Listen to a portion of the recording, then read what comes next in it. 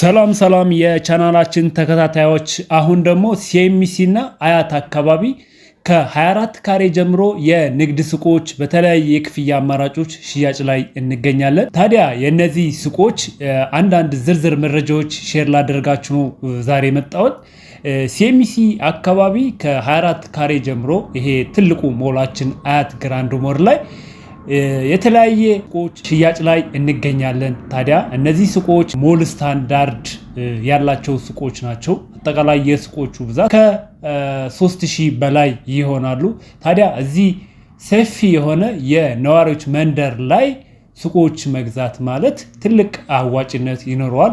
ታዲያ እነዚህ ሱቆች የተለያየ የካሬ መጠን ያላቸው የንግድ ሱቆች ነው። ፈልጉት የካሬ አማራጭ ሲኤምሲ የሚገኘው ትልቁ ሞላችን አያት ግራንድ ሞል ላይ ማግኘት ትችላላችሁ። ሱቆቹ ለተለያየ ፐርፐዝ መሆን የሚችሉ ሱቆች ናቸው።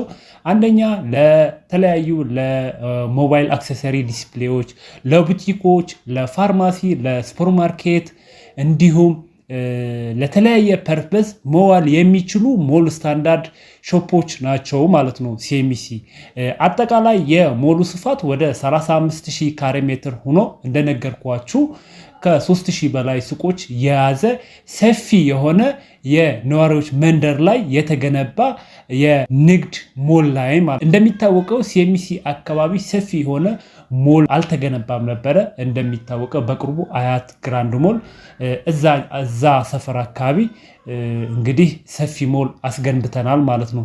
ታዲያ እዛ አካባቢ የሚኖሩ ነዋሪዎች አንድ ላይ አክሰስ ሊያደርጉት የሚችሉ ሰፊ ሞል ገንብተን ኦልሞስት በቅርቡ ሱቅ ባለቤቶች የምናስረክብ ይሆናል ማለት ነው።